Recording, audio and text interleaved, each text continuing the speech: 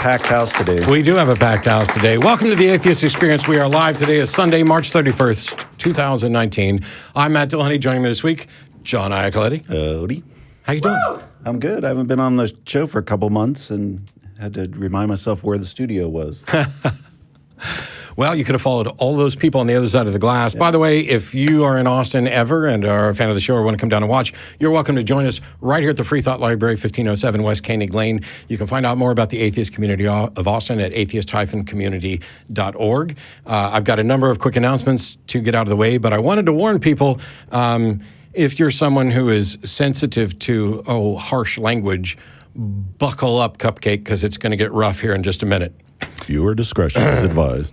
Quick show notes. The American Atheist Annual Convention is coming up the weekend of April 20th, and you will be able to see Talk Heathen live and the Atheist Experience live, although we won't actually be having, calls like this. People will get up and ask questions. So I suppose maybe you could put your theist hat on and have some fun. But we'll be doing both of those things at American Atheist Convention in Cincinnati. You can go to atheist.org for more information about that convention. Also, the Atheist Day Rally, which happened last weekend while I was out of town. After this program's over, we're going to be launching Atheist Vanguard, which is another new program from the atheist community of Austin, and it's going to start with the Atheist Day Rally speeches. They're going to be streaming tonight after the show. The ACA Speaker Series channel, youtube.com/Atheist Community of Austin is where you go for more information. There's a picture of it up on your screen. Seth Andrews' talk is already up on the channel. And additionally, the March newsletter, Thinking Aloud, is now available. You can go to atheist-community.org for more information, or to our various social media platforms, including the Atheist Community of Austin's Facebook page for that.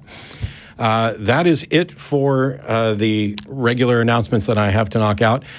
One special kind of announcement. I have some friends in Las Vegas, and so I'll be there in July for the International Brotherhood of Magicians Convention, which I'm working, and I will do my best to come out and visit with you.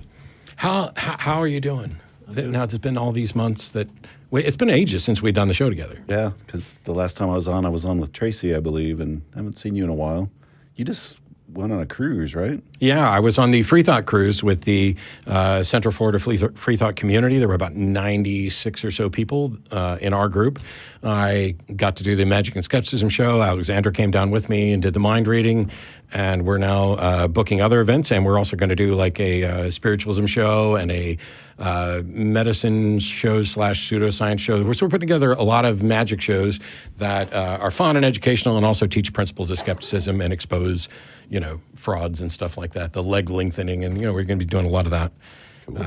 It was great. So a special thank you to everybody who came out to that cruise. We went to Havana, Cuba, and Nassau in the Bahamas, and did some magic, and then came back. Did you bring back some cigars? I did, in fact, bring back some hand-rolled Cuban cigars. I thought so. And I'm not a cigar aficionado, so for me, they're kind of like any other good quality cigar I've ever had. There wasn't anything particularly special about it, but, yeah, you got to do it. If you go to Cuba and you don't bring back a cigar and some rum, what did you do there? You just look at all the 1950s cars that are all Frankenstein together and look gorgeous. So, yeah, we did that. It was a lot of fun. I'm going to cough for 1 second. Or two. So apologies to you, and apologies to anybody who wasn't prepared. But today is my 50th birthday, and I'm going to... Happy birthday. I don't mention that thank you very much. I don't mention that just for self-promotional stuff. Something significant happened, and it pissed me off and frustrated me. And so I'm going to tell a story about some stuff that I don't normally talk about. And that is my parents. I've been hosting this show for 14 years or so. And maybe 10 years ago, around then, or maybe 12, is when they found out. And I had been working on ideas for a book, something that would be approachable so that you could explain why you don't believe what they believe, because I love my parents and wanted them to understand. As I've mentioned before, I was outed by another relative before I got to do that. And things were rough for a while. There were comments from my parents of how sad they were that I would never be able to love anybody because God is love, and without God in my life, I can't love. And Dan Savage, who's an LGBTQ advocate, has frequently pointed out when you're coming out as LGBTQI, I think it's A. Anyway, you should give people time. Give them 1 year to be shitty, to ask the silly questions that you're going to have to repeat over and over again. And after that, you have to make a decision about whether or not they are a toxic influence on your life or whether or not they're going to be a productive part of your life. And if you need to cut people off from your life, then so be it. Well, I don't want to cut my parents off. I don't want to cut my family members off. I didn't want to end any relationship because I no longer believe in the religion that I was raised with. And I haven't, and I still haven't, although I've taken steps to make some things a little clearer for some people. There are people who've cut me out of their life because of this, and I understand they have a right to do that. It makes me sad. It's a bit of a loss, but I have plenty of friends and family and community right here with the Atheist Community of Austin, with the people who come out to the cruise, with people who are at the lectures and debates that I do, and my life is awesome, and it would be kind of dickish of me to just run around complaining about the little things in my life, especially when I know that there are people who are dealing with a lot more. Which is why today when I posted about today is the Trans Day of Visibility, and I wanted to make sure that I posted on Facebook. We're raising money for the Trevor Project. So take a minute, go over and hit my Facebook page real quick. You can donate there. You can also find links and information dropped by members of the trans community with information that they think everybody should know. And as I have many wonderful friends who are part of that community, I wanted to make sure that on this day of visibility, they got more than just, hey, Matt's going to do a rant on the Atheist Experience. Many years ago, my mom sent me a letter, an email, that was written from a mother's love, and it had all of these arguments for her religious views. And we'd had a couple of quick conversations, but I wanted to reply to it as if she were not my mother. I wanted to treat it as if it were an email that came in from any other listener arguing on behalf of their religion. So I sat down, and over the course of a couple hours, I went through line by line and wrote responses to all of it and was basically saying, yeah, okay, but this is a fallacy and this is a fallacy. And if you don't know what a fallacy is or why it matters, here's what a fallacy is and why it matters. And this is absolute bullshit and this is garbage. And here's a problem with your religion and here's another problem and boom, boom, boom, blah, blah, blah, blah, blah. And then I click send without proofreading or anything else, because I knew that if I went back through it, I would soften the language. And when I clicked send, I thought, well, that's it. I just ended my relationship with my mom. But she wrote back a short time after that and said, oh, honey, you're just like me. You're so logical. I had all those same concerns and Jesus fixed it all. And I was like, wow, I just spent hours doing something, talking to a wall. And then she noted that we couldn't have these conversations anymore because my dad had forbid her to ever talk to me about religion again. There have been a couple of conversations, very short conversations over the years. Around that same time, I got a birthday card. So this was 10, 12 years ago. I don't remember exactly which one.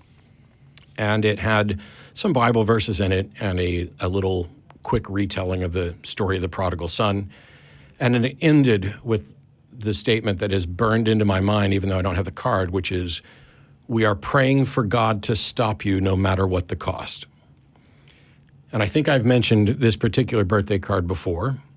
At the time, I was still in the let them say or do whatever it is that they say or do. It doesn't have any impact on you. They are hurting, they are grieving, they are terrified that their son is going to spend eternity in heaven, so be as compassionate and charitable as you can.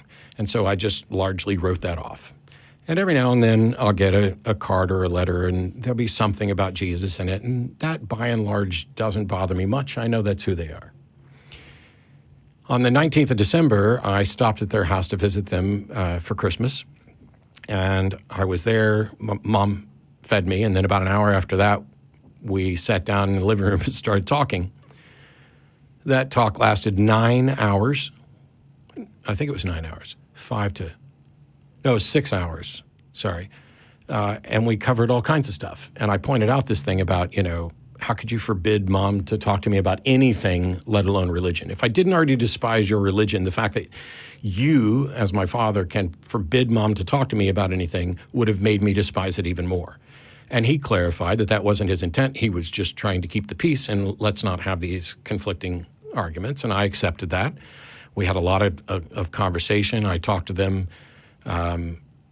They made arguments on behalf of their belief, told me what they believe and why. I pointed out where I objected. I mean, it was a long conversation, and while it was sticky and troubling on occasions, and some things were very concerning because my mom doesn't watch any major news sources at all. She gets all of her information from whatever batshit crazy internet preacher she happens to tune into. I have the name, by the way, if you want to see this, because she sent it to me.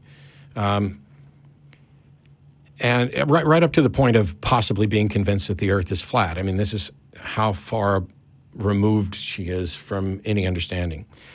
And they both acknowledged, hey, that I know the Bible and religion and all these subjects far better than they do.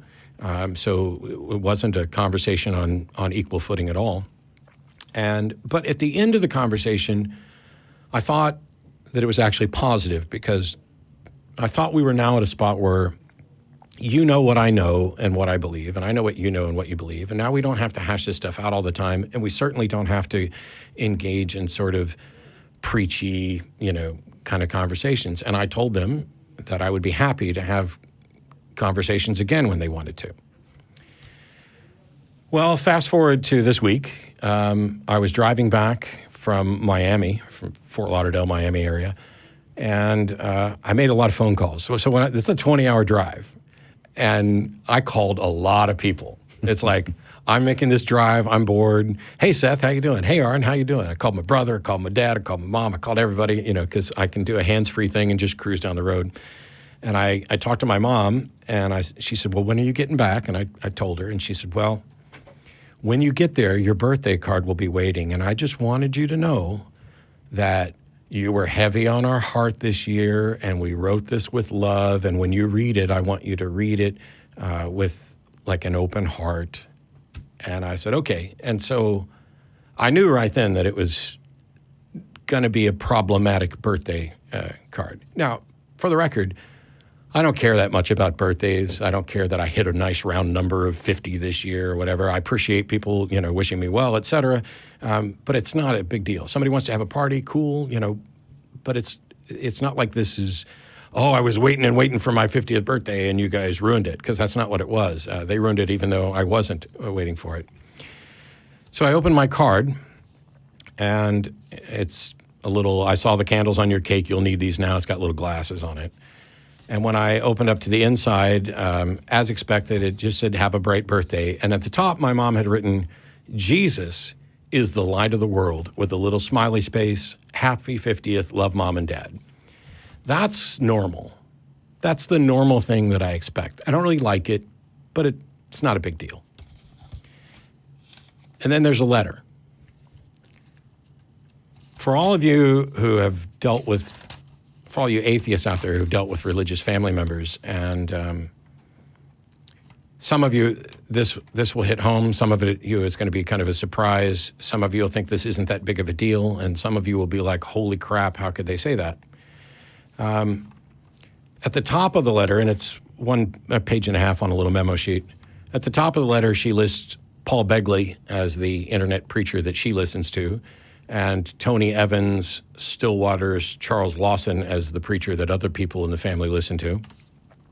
Then immediately below that is Romans 3:23, Romans 5:8, Romans 6:23, Romans 10:9, 1 John 1:9, and then it's bracketed to say the Roman road to God, and then in parentheses, salvation. Now, my first thought is, I know the Bible better than you. Why the fuck do you think you need to be sending me a parade of Bible verses? You had me in church from the time I was 5 years old. You think I don't know these verses? You think I don't know the road to salvation? You think we hashed all this out in December about where I sit. But, okay, at this point, I'm just like, whatever. You're going to be preachy. This is my mom writing.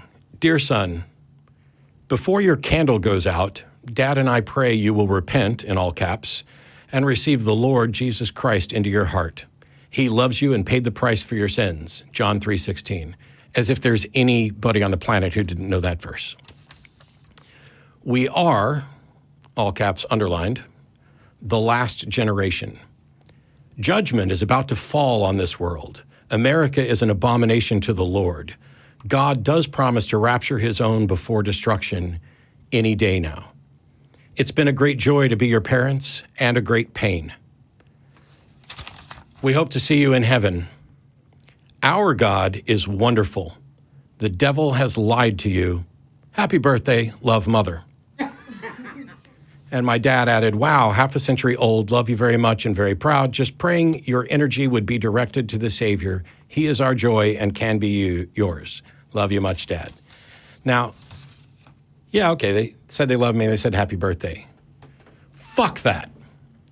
This is some absolutely cowardly bullshit. This is passive-aggressive love bombing that has nothing to do with love. They took my birthday, which, yeah, I don't care that much about it, and made it about them and their religion and their fears. And if this had happened a decade or so ago, I would have written it off as, yeah, okay, they're struggling with this. Well, it's too late. Fucking get over it. You're convinced that I'm coming back to Jesus. I'm not. Even if Jesus is real, your Jesus is a dick, and I want nothing to do with him. I'll no longer be an atheist. I'll acknowledge that he's real, but I'm not going to worship or revere any God that could turn my parents into babbling buffoons like this who don't understand what love is, don't understand how you should say happy birthday to somebody. I don't like this preaching at. This is cowardly because we could have had a conversation. We did have a 6-hour conversation that I thought got us at least past this kind of crap. But instead, they wanted to do a one-directional communication, preaching at me, oh yeah, and have a happy birthday. So I read it, and I was pretty pissed. Not at them as much as what their religion has done and how it has driven a wedge between us. The mere fact that we don't agree on this and that they can acknowledge that I know vastly more about this subject than they do, and yet still toss out Bible verses and tell me once again the same thing that they've told me dozens of other times. We're praying for God to stop you whatever the cost. Before your candle is burned out, we hope that you repent. The devil has deceived you. That's not what my birthday is about. And yet that's what they made it about. And so about 10, 11 years ago, my brother, who is awesome, one of the greatest fathers on the planet, the best brother I could hope for, we disagree. He's a Christian, I'm not, but we get along. There would never be a rift between us over anything like this. And he would never think to do anything like this. He asked me a long time ago not to talk about mom and dad in specifics on the show because it's disrespectful, it's a little unfair. They didn't sign up to be on a TV show. They're just being my parents. And for years, I've respected that and spoken in kind of broad generalities about them because I love my parents and I'm not out to hurt them. I'm not doing this to hurt my parents. They'll never see this show, or if they do, they'll just write it off the way they've written other things off. This is for all the other people out there who are dealing with this crap who think, well, Matt doesn't have to deal with this. Yes, I do. I was mad, and I called my brother, and I told him what I was going to do, that I was going to read the letter in the air, that I was going to get into specifics, that I was going to tell the past story, and that I was going to send a text message to mom, which I'm going to get to in a second. And he was like, yeah, they shouldn't have done that. You do whatever it is you need to do. And the thing is, I know my mom knows that what she did was bullshit because she warned me on the phone. Oh, you were heavy on our heart. We want you to listen with an open heart and open mind. You knew what you fucking did was wrong. You knew this is not how you send a happy birthday to somebody. It's not how you show your love to somebody. This is what your religion has poisoned your mind with to the point that we can't even have a birthday, can't even blow out a couple of candles without Jesus and the devil and the end times coming and all this other crap. It is garbage. So I sent my mom a text message that says, I got my card. I'm happy to have conversations on the phone and in person, but don't waste time and money sending me letters or cards in the future. I don't want them, and they'll go in the garbage without ever reading them. And she replied, we understand. Just heartfelt, love you much, Mom. When you visited on the 19th of December, you opened a door. You have shut it. Don't ask us any more questions about our Bible. Have a happy birthday. And I replied, you don't understand. And you keep proving that. Because when she says, I opened a door on the 19th, I didn't. That door had been closed by them previously about we're not going to have a conversation about this. And on the 19th, they were willing to have that conversation. So I didn't open that door. And the door that I'm closing now is not the door to conversation. I literally said in the text, I am happy to have conversations on the phone and in person. I just don't want these written one-way communications. So she doesn't remotely understand because she thinks I'm closing the door to conversation entirely. And I'm just closing the door to passive-aggressive, cowardly bullshit one-way preaching because that's not a fucking conversation. That's not how you engage with people. That's not how you show your love. And while they're convinced that I'm coming back to Jesus, while they're convinced that this is the message that the Lord wanted them to send, I'm now going to take it and flip it on its head and broadcast it to the entire fucking world that this is the exact opposite of what you should do if you're trying to convince somebody that yours is a true religion about love, that you care about people. This is not it. This threatening, passive-aggressive nonsense is not what it is. And so this is going to have the exact opposite effect of what they intended, because there are going to be thousands of atheists who see this who are going to say, wow, that's the same crap I've dealt with my family and it's breaking my heart. Well, because it breaks my heart too. And so instead of being something that uplifts their religion in the Lord, it's going to be used to deliver more people from religious oppression, from being the sidelined individual that gets stuck in a corner at Christmas and other holidays because everybody else is talking about religion and talking about them while they're still in the room. Oh, well, Matt's still an atheist. You bet he is.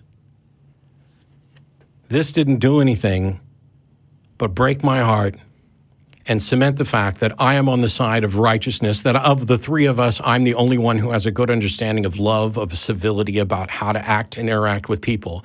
And it's going to let a lot of other atheists know that you are not alone.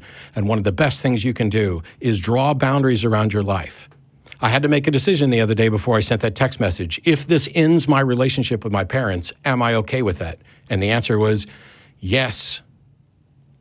It's not going to end the relationship with my parents. They're going to write it off and dismiss it and go back to not talking about religion, and we'll talk about all these other things and interact right up until the point where one of us dies. It just means that we can't have those conversations anymore. I had to be okay with the possibility, and that's the message to the other atheists out there who are trying to figure out how to draw these boundaries, whether they should come out, whether they should cut people out of their life. Those are decisions that only you can make. You get to decide your boundaries. And if there are people that are toxic in your life, but that's still a valuable relationship to where you're willing to put up with it, then go right ahead. And when you reach the breaking point, you got to put your foot down.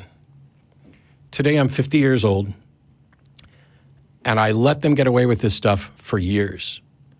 And today, or yesterday actually, I decided no more.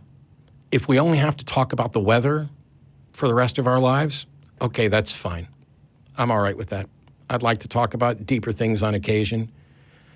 But don't pretend that I closed the door to conversation, because I didn't. What I did was I said, you don't get to keep doing this to me because this is my life and it's not good for my life.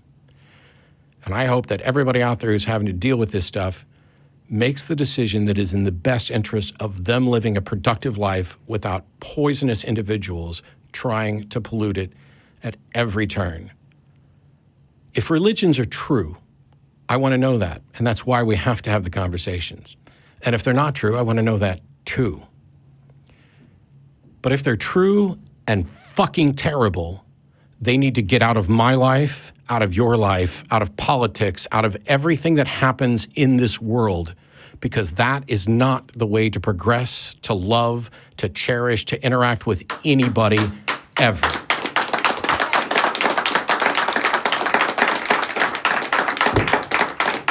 Thank you for indulging my rant. Amen. I hear from too many people. We hear from kids who've been kicked out of their parents' homes. We've helped some of them find new homes. I hear from people all the time, oh, I'm dealing with this with my family. I'm dealing with this with my family. And by the way, if you're a Christian and you listen to all that and you're calling in to apologize on behalf of your religion or my parents, don't bother. It's not your issue, and your apology does nothing with regard to that. Oh, that's not the way my religion is. Congratulations. Yours might be better. I don't know. But it's just heartbreaking to see families wedged apart by something that's, just that the idea or that the religion's more important than the relationship. Yeah. And I see, thankfully, I don't have to deal with a family like that. But I've been to funerals where they talk more about Jesus than they do about the person who died, and weddings too, for that matter. And it's just, it just stuns me that everything's pushed aside, relationships are pushed aside in the name of this religious idea that just divides people. Yeah, and for those people who are like, oh, but Matt, no, I understand where it's coming from. It's coming from the poison that's in their brain. I understand that from their perspective, they thought this was a loving, necessary message. I understand that's what they think. They are fucking wrong.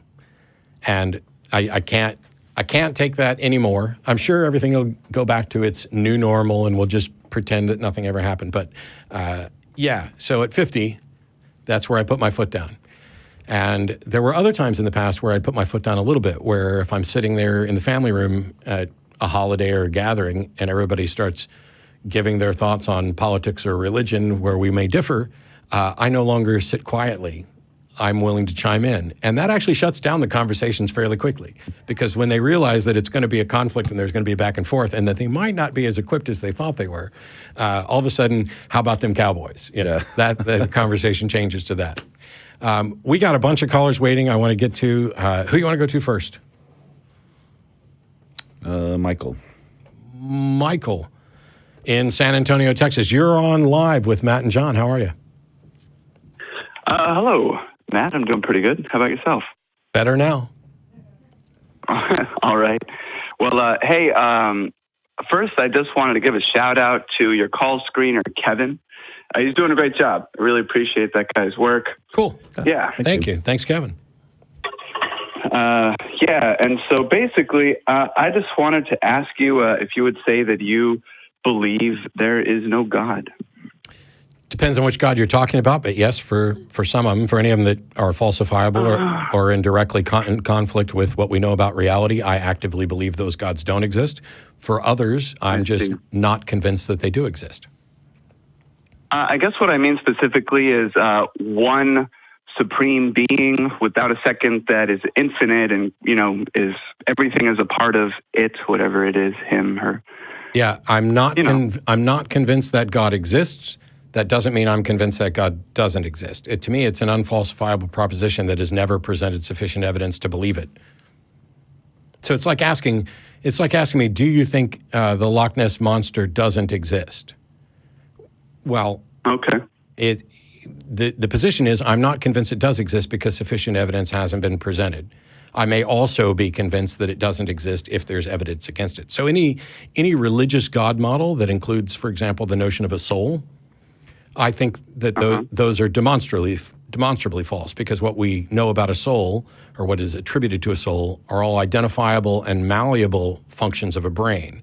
We can, through brain trauma, we can completely change somebody's personality. We can change their memories. There's a great study V.S. Ramachandran did where somebody severed the corpus callosum. I think they do it for epileptic grand mal seizures, but basically you end up with your brain split in half. And when that happens, and in this particular case that he was studying, you end up with two distinct personalities, two individuals who can communicate independently. One of them will have access to the vocal cords and can speak, and the other one has to write. And what's interesting is not only did it result in two independent personalities in one single brain, which doesn't make sense if there's a ghost in the machine, but also one of them was a believer in God and one of them was an atheist. And so the question then, there's a lot of other things, the math with souls, when you have like a fertilized egg splitting and rejoining and all this other stuff. There's a couple of really good books on the subject. I wish I could remember one of them off the top of my head, but I can't. But I think the soul is the single most clearly, obviously dead concept in all of theology. And any God and religion that is contingent upon a soul, something to save, I think those are, I'm not asserting absolute certainty about anything, but I'm convinced that those are false. I see. So are you referring to a specific doctrine about the soul, or just in general? Just in general of what humankind is kind of referred to the soul as. Somebody could come up with a soul model that might be viable, but I haven't been presented one that makes sense given what we know about neuroscience. Have you read the Bhagavad Gita? Not entirely. I've read pieces of it. The second chapter, and much of it, but the second chapter in depth describes the soul. Okay. And it actually describes the size of the soul. How do they measure that? Well, the thing with the Vedic literature is that the information is not coming from an empirical source. It's coming from a transcendental source. How do you know that? And so I'm telling you this is self-purported by the Vedas. Sure. They claim that they have a transcendent source, and so there's some way for them to quantify a soul. Well, I'm not convinced that they have a transcendent source or that any such transcendent source should exist. But even if fair enough. But even if one does, I still don't understand how they were able to quantify a soul. Sure. Well, I'm definitely not asking you to accept the validity of those claims. Simply to be open-minded enough to know that it could be, it couldn't, it may not be. But no. The jury's still out. No. They say. So that's the thing. I'm plenty open-minded, but when you say it could be or it couldn't be, that's not the case. I don't know that it's possible. I also don't know that it's impossible. So I couldn't say that it could be the case or that it couldn't be the case. Well, I literally... That's exactly what I meant, though. I understand. I wanted to clarify that. The perception of atheists or people, in my position is that we categorically reject and deny even the possibility of these things, and that's not the case. We are not convinced that they're real, and in some cases, we are convinced that they're not real. I see. And certainly the burden of proof. So, like, if we go back to the Vedic text, they've got to claim that they've got a transcendental source and it quantifies a soul. Now, how do we show that that's correct? That either of those things are correct? Right.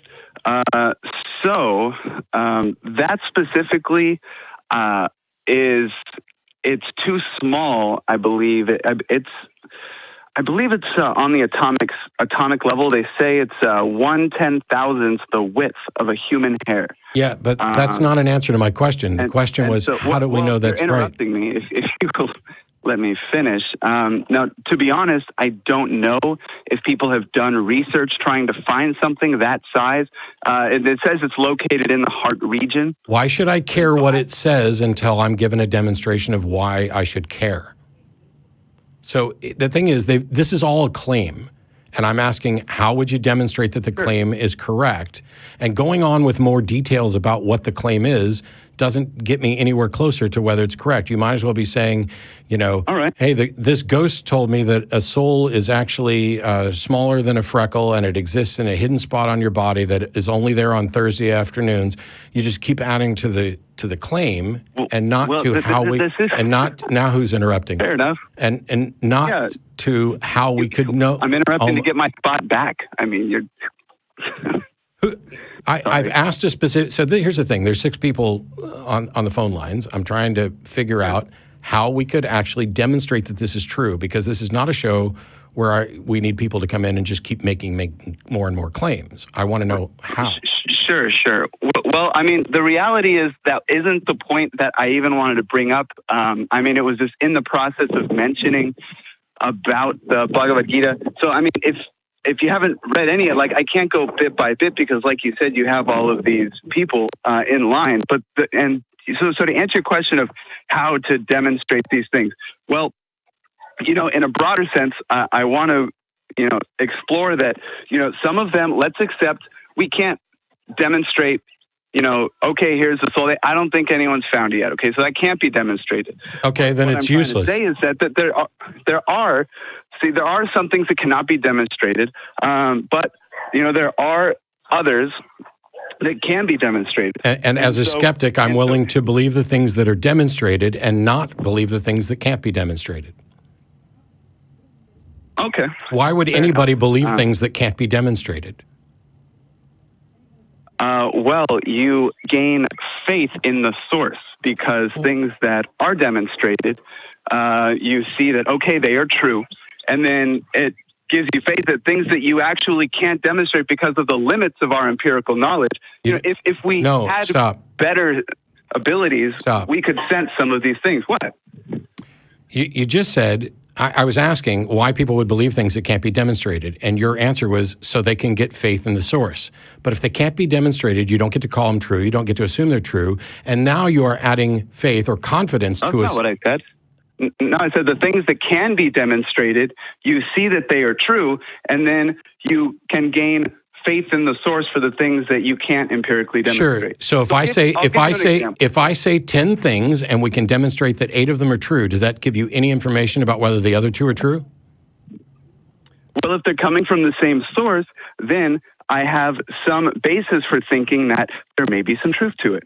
Okay. If I give you stock picks and I give you 10 hot ones in a row, the next one I'm going to give you, you're going to have some faith in it. So this is actually a scam? Yeah. So what you do is you send out stock picks to 50,000 people, and then to the group that got the correct stock pick, you send out another set and another set and another set, and eventually somebody's going to get to the point where they've got 10 hot stock tips in a row, which were... I've seen that movie too.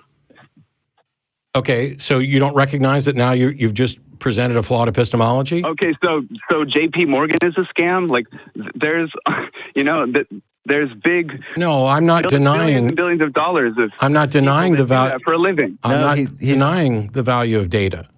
I'm talking about... Stockbrokers are scams. He's saying just because one person gives you 10 correct stock tips in a row doesn't give you any confidence that the 11th is going to be correct, because the scam demonstrates that. That in no time did I say the entire stock market was a scam or anything even remotely approaching that.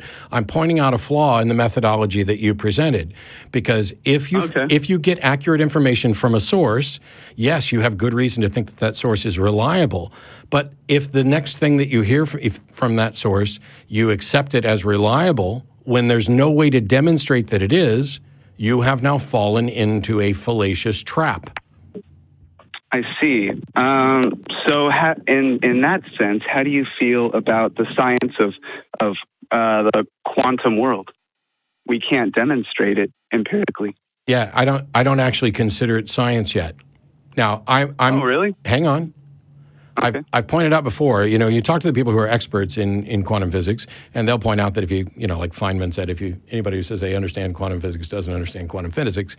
The thing is, these are mathematical models that are our best approximations, and as long as they keep producing reliable predictions, then they are useful in that context.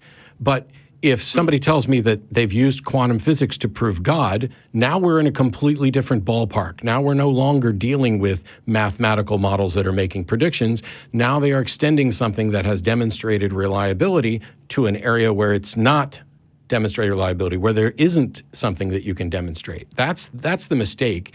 If I pull up my calculator and it gives me the right answer 9 times in a row, am I likely to think that it's going to give me a correct answer a 10th time? Yes, but that has nothing to do with the previous 9 answers. It's about the demonstrated reliability of the calculator and how it is designed for that function. When you talk about, the Bhagavad Gita says this and this and this, and those things are true, therefore it's reasonable to conclude that the soul is real and is, at the atomic scale, that does not follow.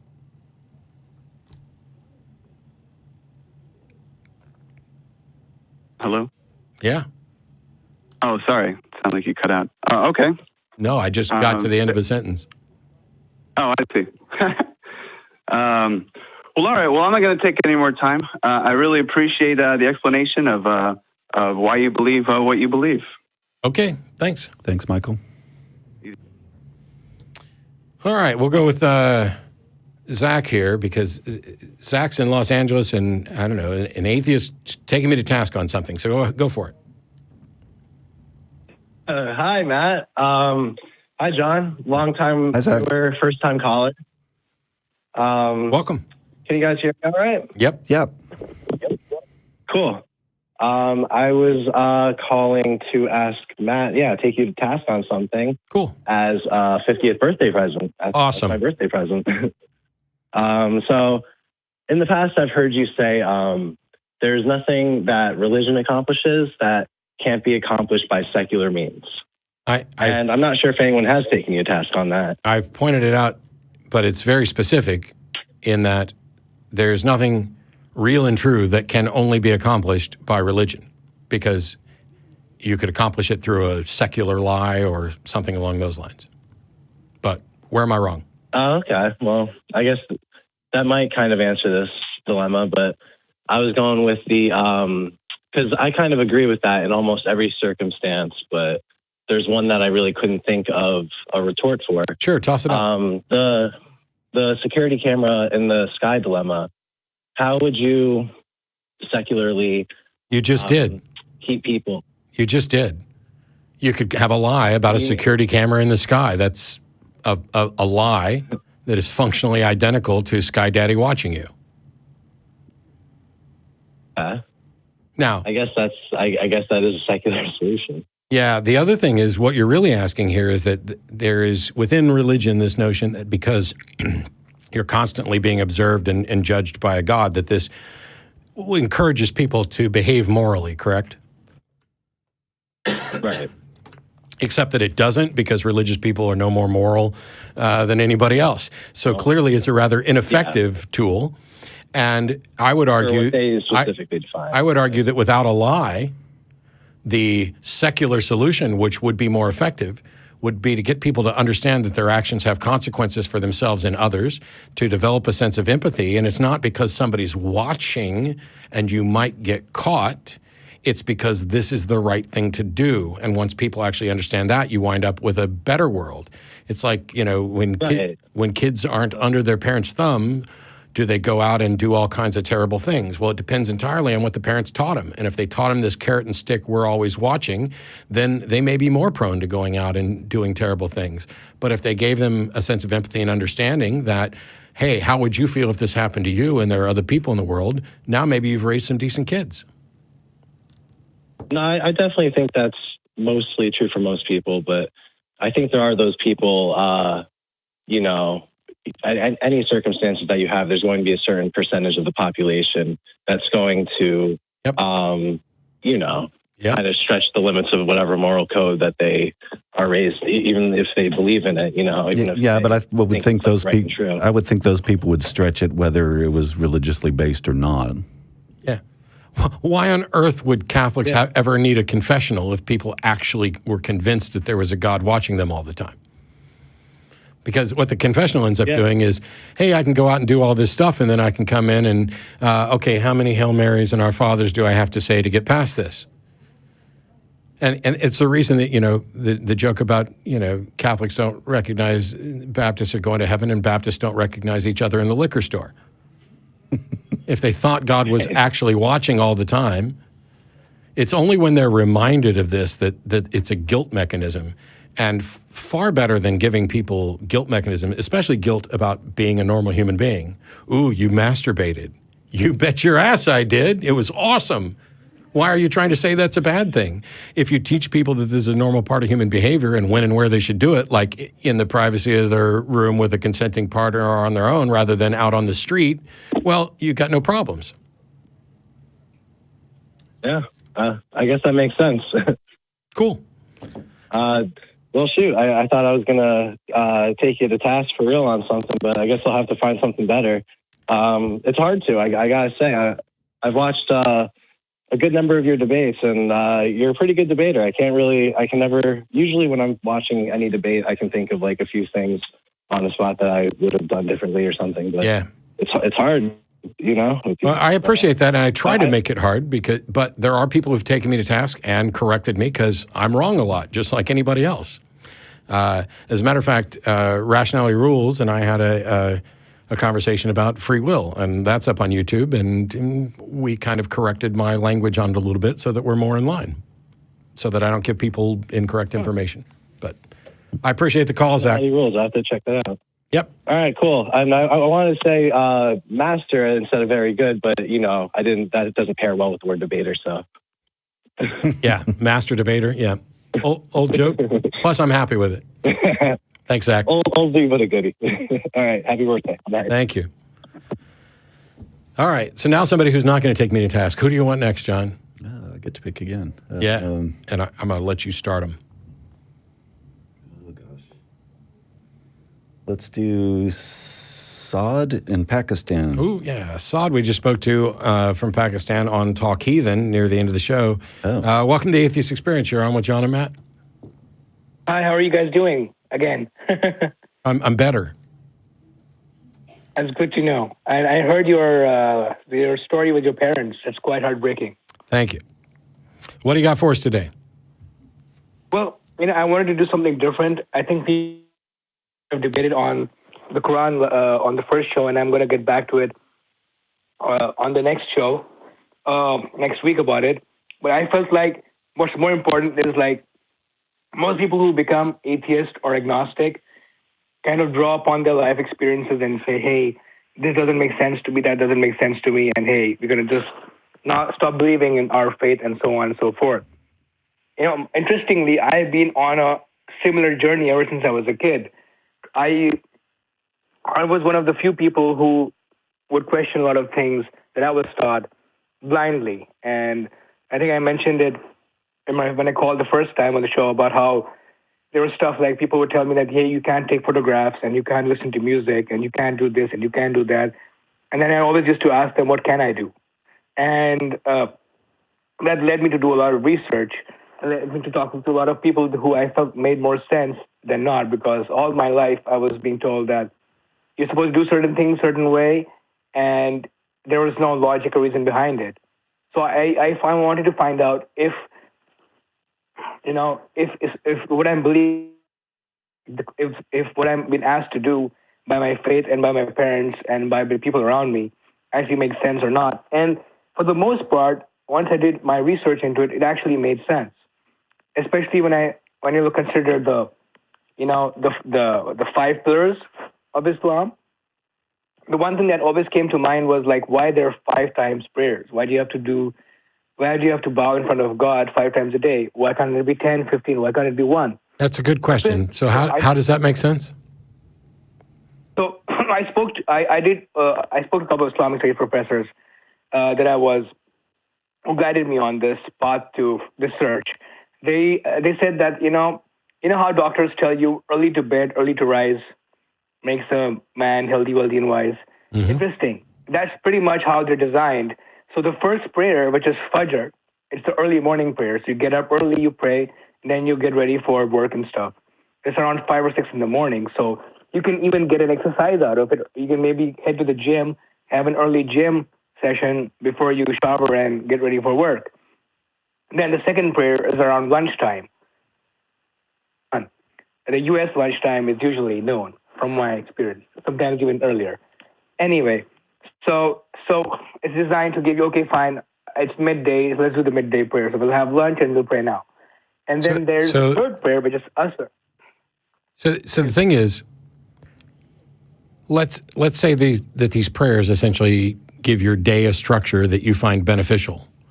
That doesn't tell you anything at all about the truth of the religion or anything else, and that structure could be achieved if it's a beneficial structure without a prayer, right? It does, but I always felt like as much as I like to structure my day, I have always failed miserably at it. So this actually, to an extent, helped me with it. I understand. I'm not denying that this could be helpful. I'm not denying that there could be a helpful structure there. I'm not convinced that this particular structure is as helpful as it appeals to you. I'm just saying that you could achieve the same thing, and it would still be true and impactful, even if Allah isn't real, even if the Quran is a lie. This could be an entirely fictional structure, and yet it would have the same value for you.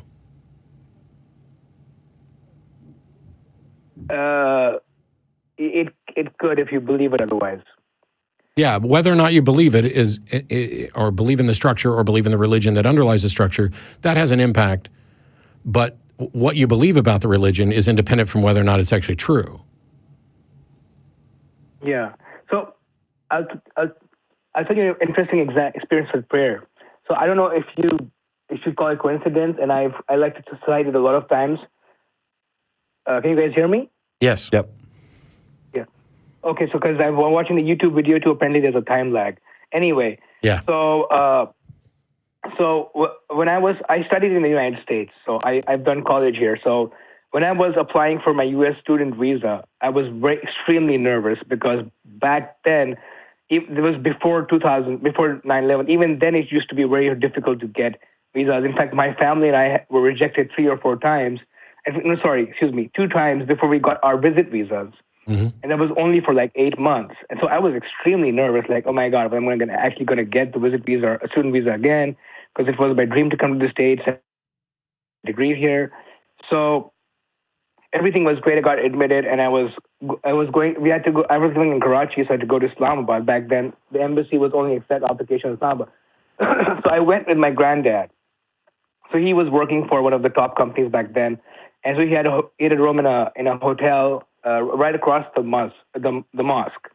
And he's very particular about prayer. You know, he's very disciplined. He would wake me up at 5 a.m, say we're gonna go to the prayer, and you know, so I went with him. I back then was generally a very lazy person when it came to prayers.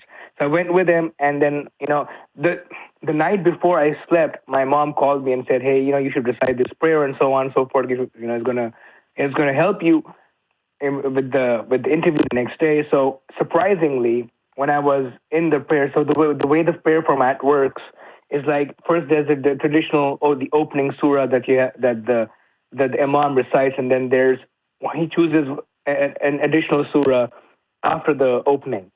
So that's up to his discretion, whatever he chooses. And so the imam literally chose the same prayer that my mom told me. And I was like, holy shit. Is this for real? Were they both were they both relevant to the situation? It was, because I went to the interview a few hours later, into the U.S. Embassy, and I got my visa. And literally in 2 minutes, he asked me a bunch of questions, and I was like, hey, just come and collect your passport in the evening. And I was shocked. And I was like, I actually prayed for this to happen.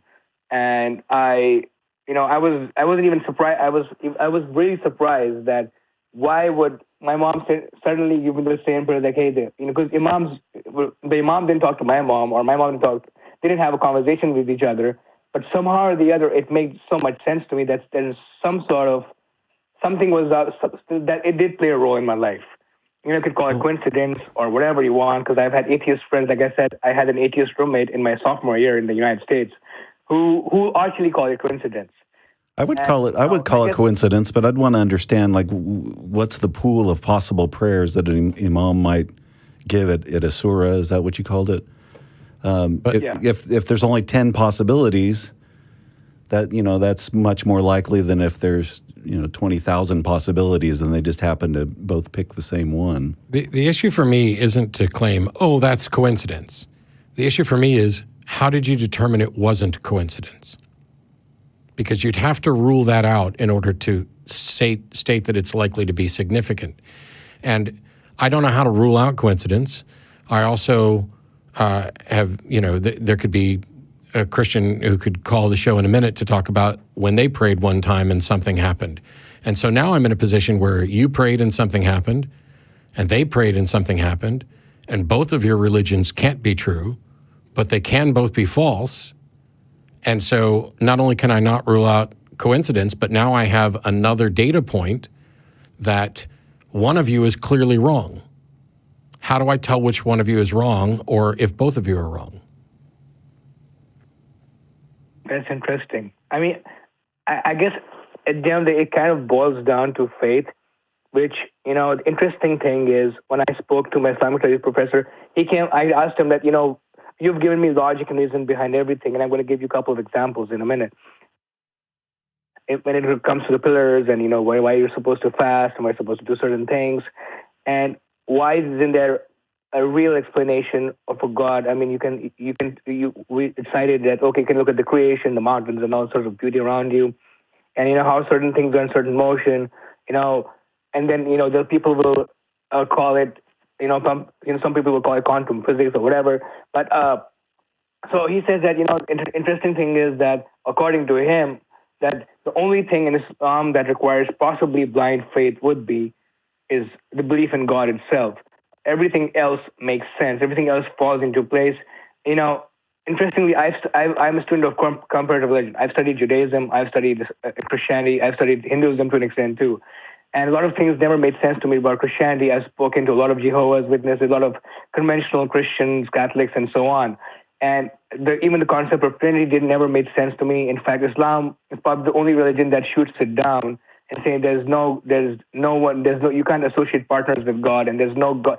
There can't be three persons with God. Because think about it this way: how could Jesus talk to God and say, "I'm God," and there's what? Is he talking to himself? That doesn't make sense. You know, in Islam, it clearly says that Jesus was a prophet and he was blessed with miracles and the walking on water and healing people and all the stuff that everybody knows about. All of those things were miracles that were given to him. And all of these things made very rational sense to me when I looked at it from the Islamic point of view, because from the Christian point of view, there's so many logical policies over there that I could smash my head against the wall 10 times. It still doesn't make sense to me. Yeah, what about the Jewish point of view? Interestingly, I met a rabbi. He was a friend of mine. He was an ex-rabbi. He told me that, in Islam is Judaism for everyone. Judaism rejects the Trinity. It rejects Jesus point blank. They're still waiting for the Messiah to come through. Mm-hmm. And interestingly, when I was in this class called Religions of the East and West, an ex-pastor, Professor Kammer, at the College of Worcester, when I was there, he told me that. And I asked him, listen, I don't want you to give me the answer I want to hear. I want you to give me the answer that you think is true, because I don't need to get validation from anyone. I just want you because you all these religions.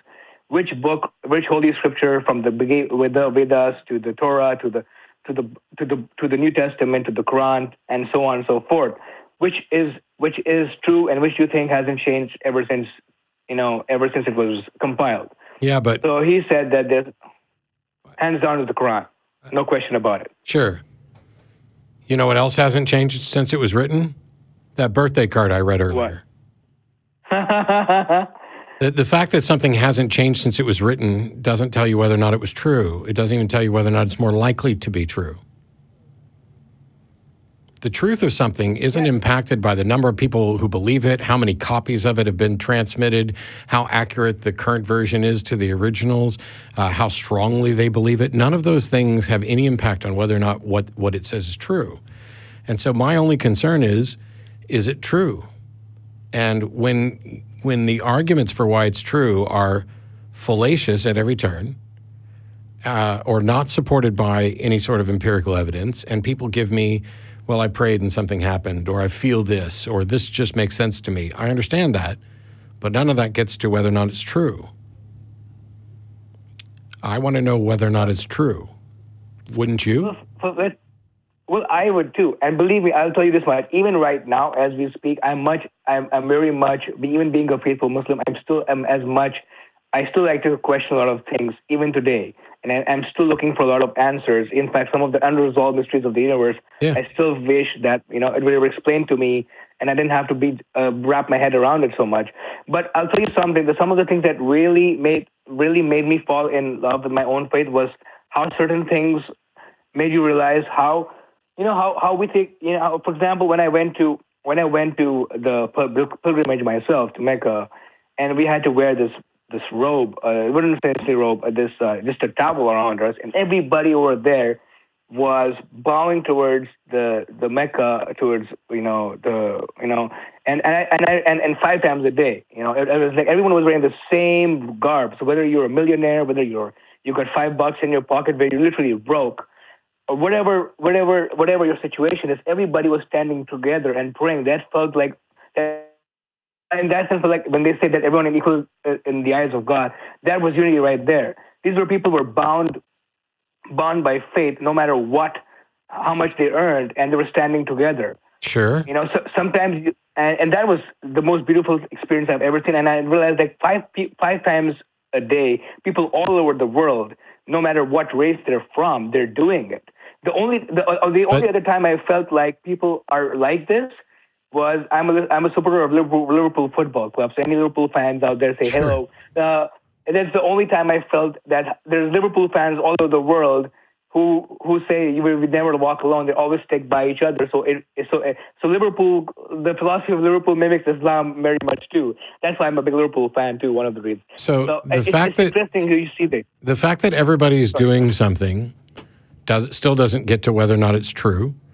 And for me, while you can look at it as beautiful, I would prefer true equality as beautiful, because when they're done praying at Mecca and they walk out and the millionaire walks off to keep doing whatever they're doing and the person who has no money has to go back to the life that they have, that means the equality was just an illusion. Well, it's not necessarily true. In Karachi, when I've gone to for prayers in my local mosques, I've stood with people who are from all walks of life, and we've had servants in our house. It's our domestic staff, and we treat them as just like we treat ourselves. And they will walk with me to the mosque. We'll hang out, we'll chill, and then he's gonna be with me. So it's taught me to humble myself. In fact, fasting. It's the whole point of fasting is to realize that there's people less fortunate than you and can't even have a meal a day, and you're supposed to put yourself to task. Some of us can't even go without water and food a day, but we're supposed to do that. And to whatever extent that is a good and useful idea, it's good and useful independent of whether or not Islam is true. Well, it's true.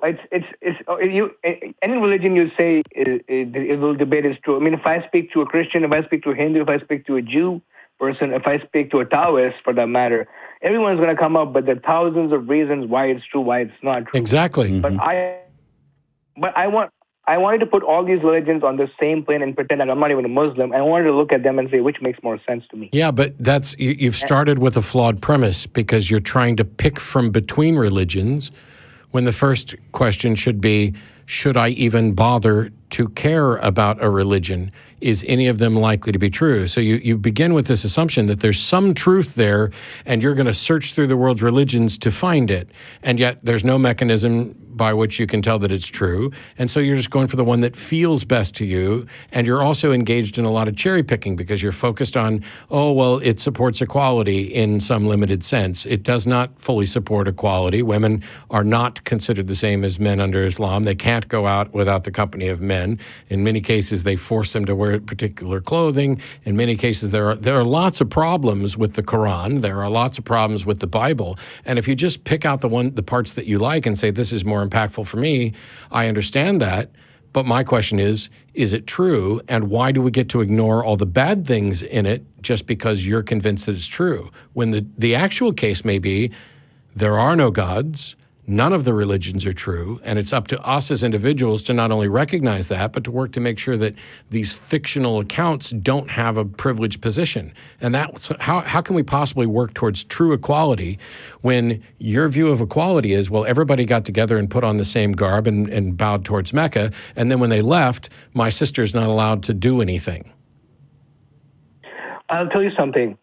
Interesting where you point out about women. Now let me tell you. Let me separate Islam from the culture, the Arab culture. Now, in Saudi Arabia, women were for many years, for many centuries, couldn't even drive without at all. Yeah, until a couple of years ago. Very, very old school. In Pakistan, the L'Oreal, you've heard of L'Oreal Garnier, right? The big French cosmetic brand. Guess what? The CEO of L'Oreal Pakistan is a lady, is a woman.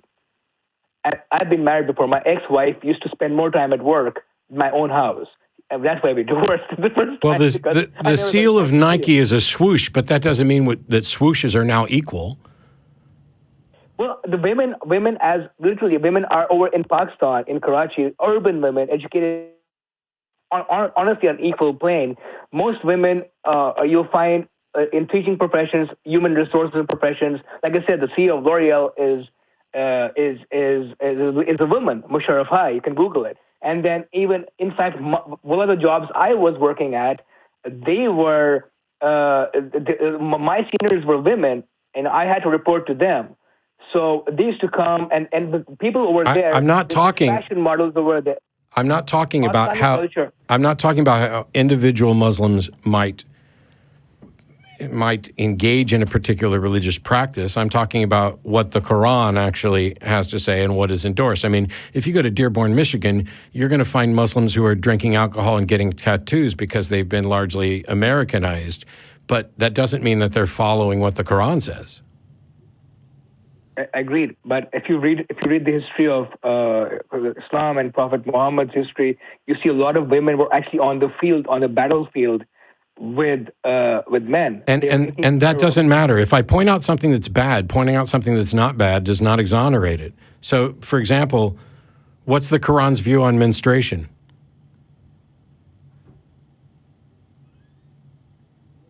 Excuse me?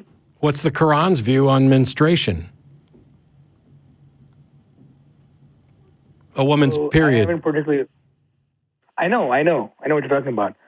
Okay. I don't know. I don't know. I haven't. Well, in Surah 222, it says that it's a filthy disease.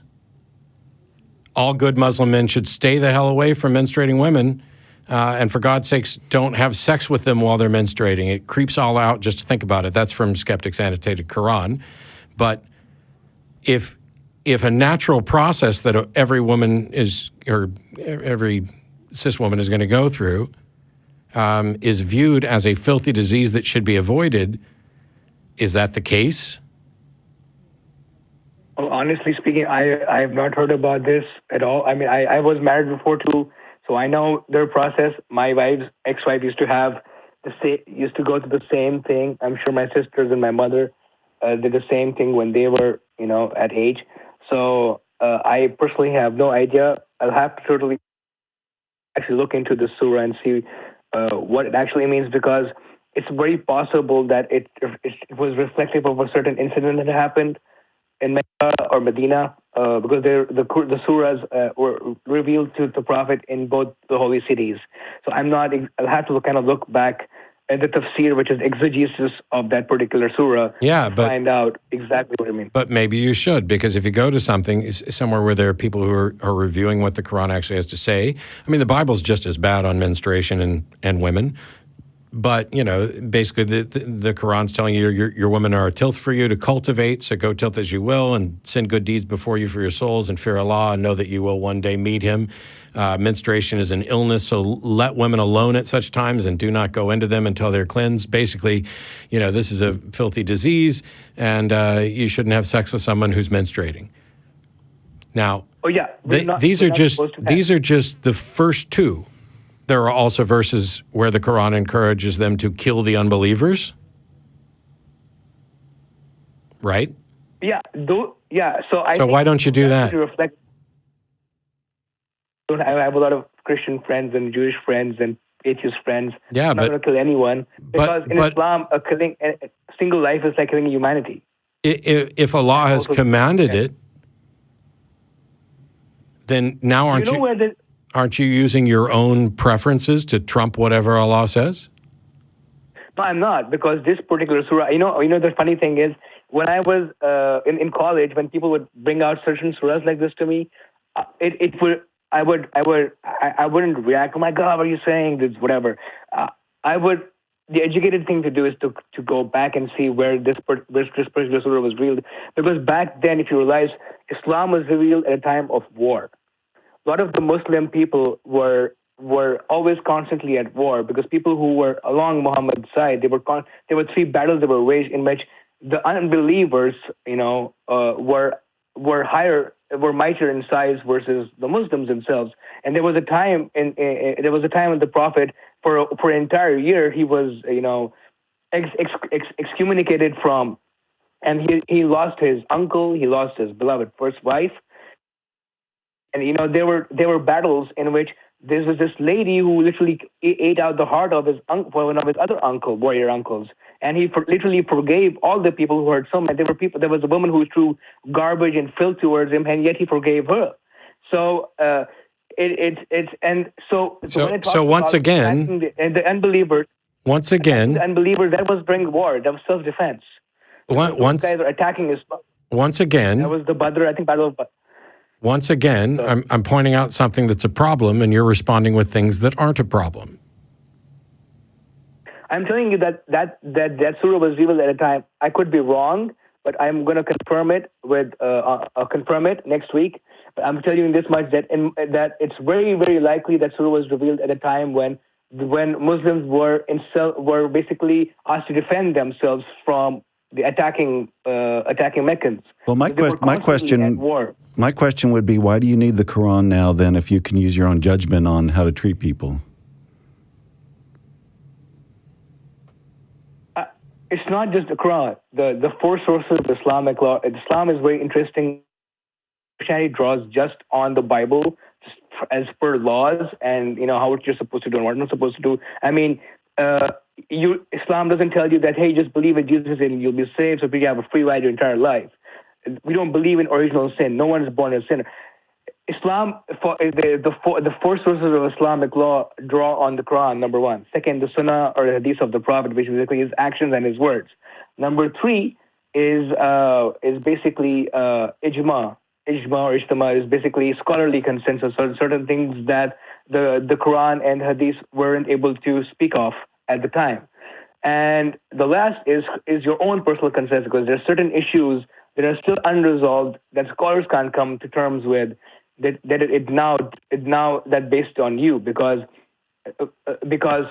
free will is something that separates Muslims, for human beings from all other creation, from animals, from whatever. So the fourth source of Islamic law literally comes from us, that we decide if nothing else can be drawn from the previous three sources of Islamic law. So you're not just looking at the Quran or everything.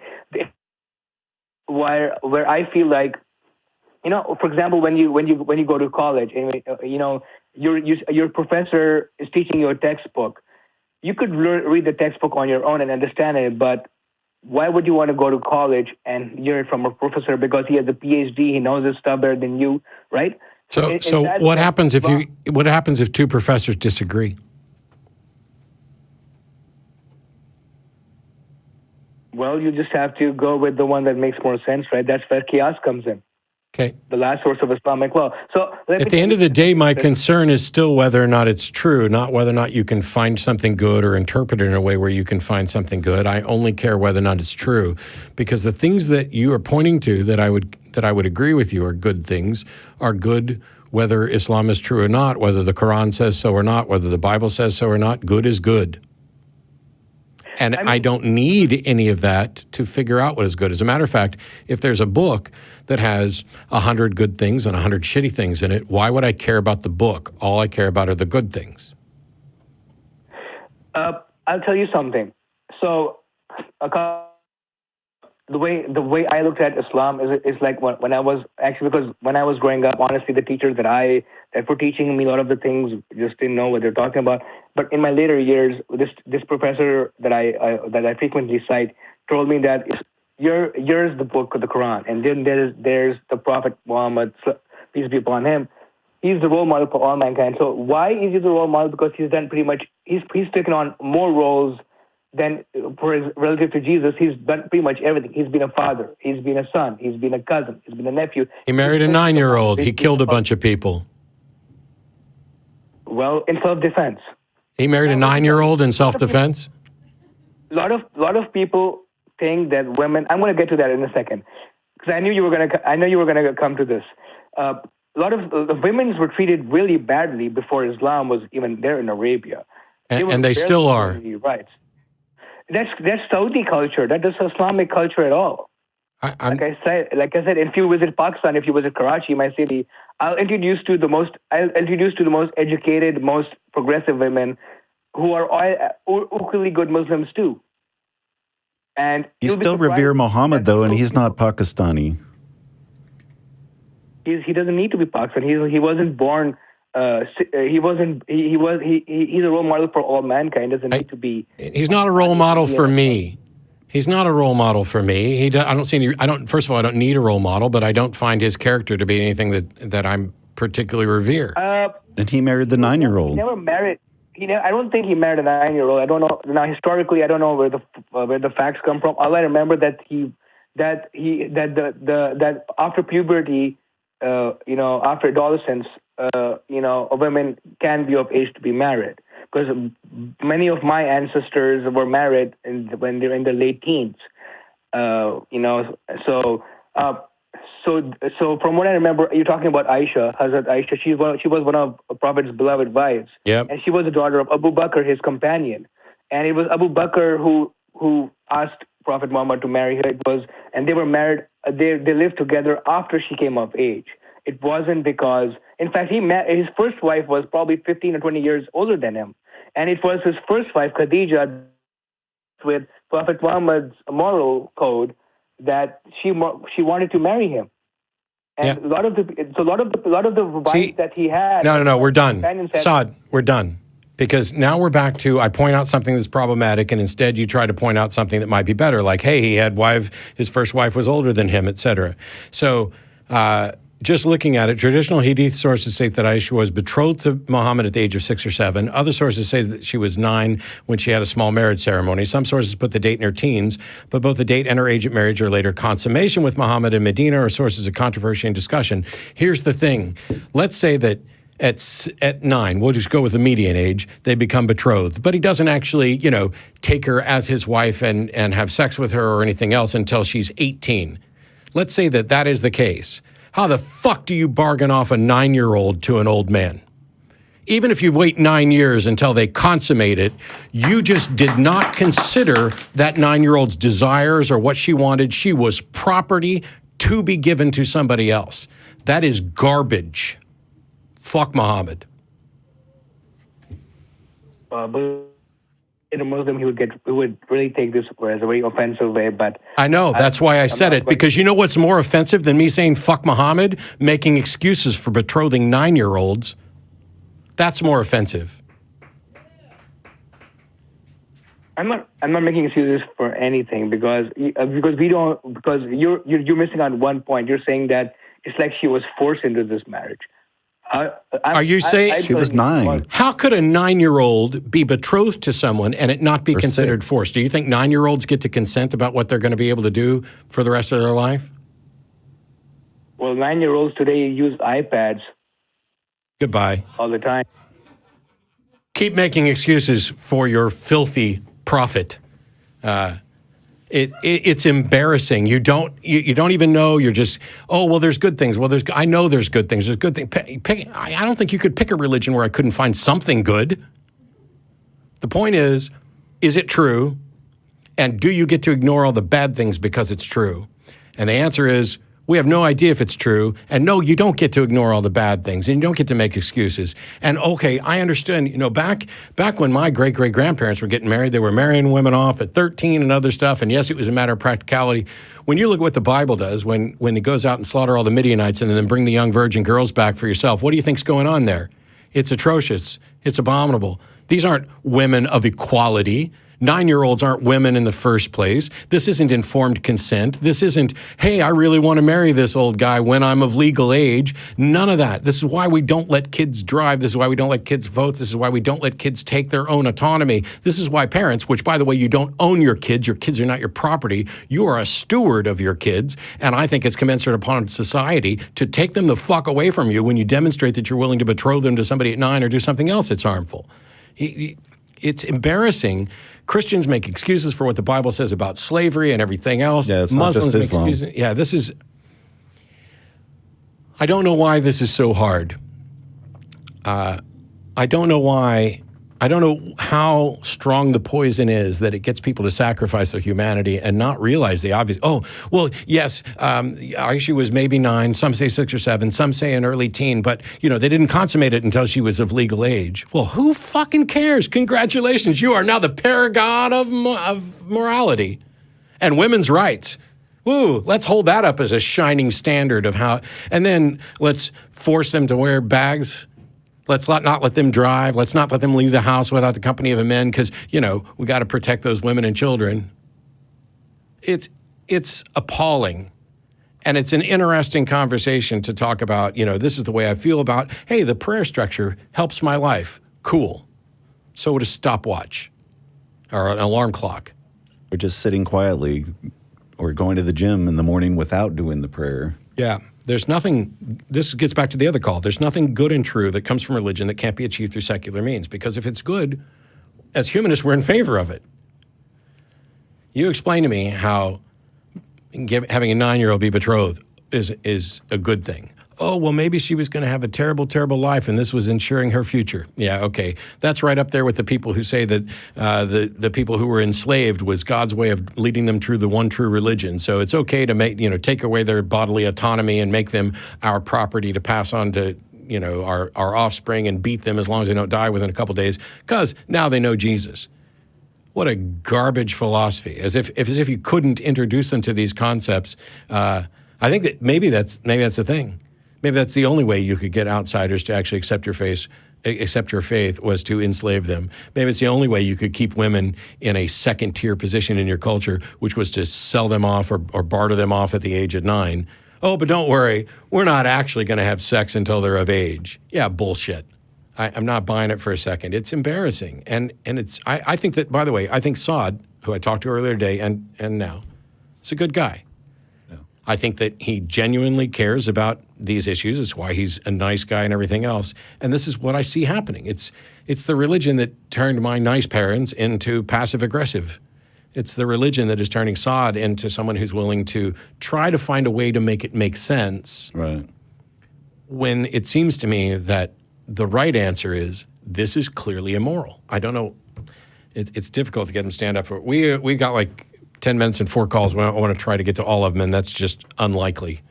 This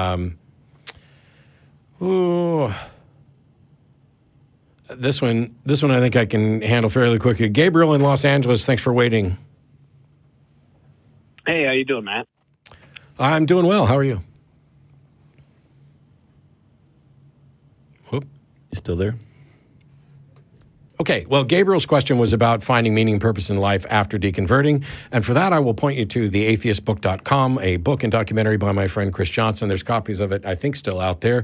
It is interviews with 100 atheists on the very subject of joy and meaning in a life without God. So you get the thoughts of many, many people in the book and a few, not quite as many in the documentary, because it's hard to fit 100 people in a documentary. And I'm not just pushing it because I'm in it. I think it's actually a really important project that he did. It's one of my favorite projects that anybody in the atheist community has ever done. And you can read a lot of people's thoughts, not just mine and John's. I'm a little disappointed we didn't get to talk to Gabriel because Chelsea had kind of mentioned that he was waiting in the queue earlier, and he's like a newly deconverted atheist and is struggling a little bit. And I also wanted to add, besides the atheist book, is just find community where you live. I believe you were in Los Angeles, there's going to be lots of groups. Bunch there. of godless heathens in Los Angeles. But find people, and I think that's probably one of the best ways you can meet people who are going through the same stuff you are. You can have them to lean on. You can find community is probably one of the best things you can be doing right now. And I would agree. We've got Murri in Richmond. You're on with John and Matt. Hi, thank you for taking my call. Hi, how are you? Hi, Murri. I'm good. Happy birthday, and hi, John. Thank you. I have a situation. I was raised Catholic, and then I was in a Foursquare church. Then I was in the Way International cult for about 15 years. Wow, you've had a road. Yeah. And a few years ago, my son, who is an adult, called me and said, I'm an atheist. And I said, well, I'd rather have you an atheist than in the cult with your dad. And he just cracked up laughing. And I guess that wasn't his. I'd rather have him an atheist than in any religion, but I might be coming at it from a slightly different angle. Cult is often the label that the big church puts on the little church, and I realize that that's not completely true. There are cults that are more harmful, more isolating than others. We know that to be the case, and so I'm happy that you've at least found your way out of that cult-like environment. What do you want to talk about? Well, I've been in the churches for all my life. I'm 64, and I thought, well, I respect my son as a person, and so I wanted to find out more about it. So I've started listening to you guys' show and Arn Ra and Seth Andrews and a bunch of you guys, and I really like, oh, that's a good point. Okay, right. Okay, I can see where Noah's Ark that I believed in was really stupid. How could I ever believe in that? But there are things in my own life, like the only thing I can attribute to is that God's intervention. then I hear you guys say that's a ignorance fallacy. Well, But we'd need an example, but the thing is, okay, anytime somebody says, oh, the only explanation I can think of is God, well, that still doesn't mean that you've exhausted all possibilities. And how could you Right. possibly know that God is even a candidate? So, like, let's say something happens. The way we try to figure out what it is we list all the known candidate explanations, and then we evaluate the evidence for and against each one of them. And then if we have one that has sufficient evidence for it and not against it, then we tentatively accept that this is the most probable answer. But when I'm listing candidate explanations for something, I don't even know how God gets included in there, because we have no demonstration that there is a God or that God can do anything or that it should be a candidate. As a matter of fact, most of the evidence points to when people can't find another explanation, they just throw this God candidate in there without any justification at all. well, when I was 18, I lost a baby, and an infection set in, and over a period of 9.5 years, and 4 different high-risk specialists and fertility specialists, they all told me, like, battery of tests, and that I had a tumor in my uterus, my fallopian tubes were totally scarred, and all of the tests were always negative. And the last one we went to finally said, look, if you're going to have children, you're going to have to adopt. Well, 3 months later, I was pregnant, and they couldn't, and all that time that I was believing God, and like in one of the scriptures, it says, he maketh the barren woman the joyful mother of children, and I was able to have 2. And it's like all those medical tests said that there was no way I could physically have children. And clearly they were wrong. Yeah. That's the thing, is that medicine isn't an exact science. I mean, human beings were pretty similar, but we're not all the same. My ex-wife, for example, her mother was told that she could never have children either. And that's why Beth was viewed as the miracle baby. They only ever had the one. And so things have come a long way, since I was born, and probably since you were having kids, so that we now have other options. There's various, like IVF and things like that, where you can have science intervene and do stuff. But the truth is, the human body is really, really good at repairing damage and acting in ways that are quirky. Sometimes illnesses just go away, and sometimes things improve enough. So when a doctor is telling you, hey, based on the studies and everything else, it doesn't look like you're ever going to be having children, they're making an educated guess based on statistics of all the other people that they've seen with these conditions and what is most likely to happen, because it would be medically unethical for them to get your hopes up that you are the 1 in 1,000 exemption or the 1 in 100,000 exemption.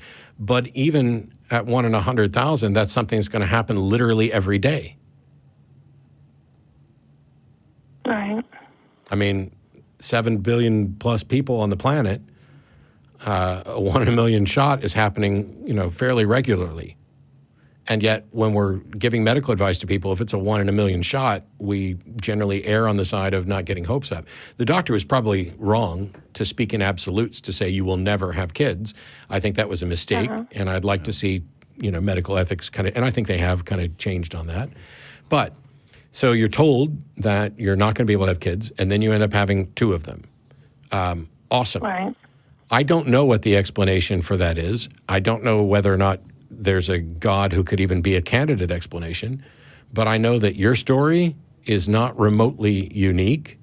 As a matter of fact, I'm willing to bet, although I haven't searched for it myself, that if you did a Google search, a decent Google search for people who were told they were barren and still were able to have kids, you're going to find support groups. You're going to find, all kinds of stories like that.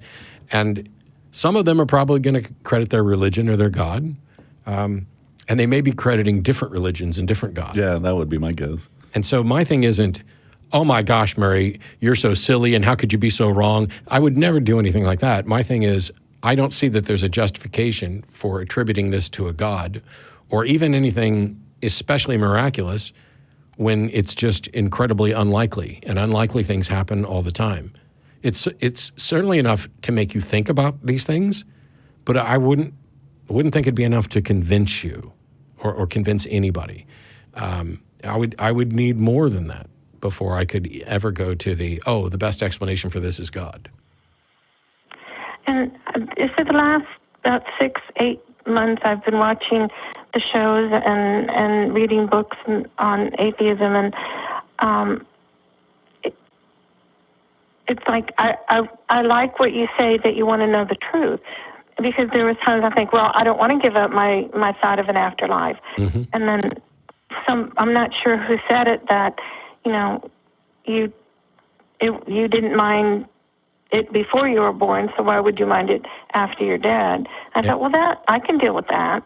So it's like I'd rather be right than. And there's time I kind of sitting here thinking, oh God, I really want to talk to him, please God. I thought, oh, this is great. I'm asking God to help me get on to an atheist. Well, clearly your prayer has been answered, but it was answered by John and myself. Well, I appreciate it. Thank you. Here's the thing. You have reached a conclusion that many people have for what I think are bad reasons, but that doesn't mean you're a bad person. It doesn't mean you're stupid. It doesn't mean anything. It's just you are as uncomfortable as everybody else I've ever met with saying, I don't know how or why this happened, and I'm okay with that. But I know you understand when I say that for so long in my life I sought God and I tried to be a godly wife and a woman of God, and then after I left the cult, I left Christianity as a whole, and now it's like I sought to have the truth and to know the truth when I was in the groups. And I found that I'm back at that thing. It's like I want to know the truth again. And I want to be able to say I'm living my life honestly and not living in an illusion, I guess. Yeah, I don't know. It's an incredibly frustrating thing. I can say this. I thought I was right when I was a believer, and now I realize not that I was wrong about the facts, but wrong about the way I came to my conclusion. When Talk Heathen ends and they send out the love rings and they say, we don't hate you, we just think you're wrong, I had a problem with that particular phrase, because it's not that I'm convinced they are wrong about whether or not there's a God. It's just that I'm not convinced that there's a God. But I am convinced that most of them are wrong about one thing, and that is what evidence should be considered sufficient to warrant belief. That's the thing I think they're wrong about. And they want to try and say that I'm too skeptical or I have standards of evidence that are too high. And no, I have set a standard of evidence such that I'm less likely to be wrong in the future. And if there is a God, then, and this God performed a miracle to give you your two wonderful kids, why is that God not openly, clearly presenting himself to you as you struggle with your faith? Right. Because if you already believe he exists and you've been trying to live a life that is good and just within Christianity, and he's got you, then it can't possibly do any damage for him to clearly reveal himself and provide you with answers and explanations if the alternative is you are now mired in doubt, you are becoming upset and unsettled by these things, and may wind up a godless heathen or something, or switching religions or whatever. This is all on God's shoulders. Why is God absent and quiet and silent, even for the faithful? I'm an atheist not because I got mad at religion or anything else. I set out to be the best Christian I could be. I thought that God wanted me to be a preacher. And every time I'd run into problems, I would pray and pray and pray and pray, and nothing. Never heard a thing, never felt a thing, nothing.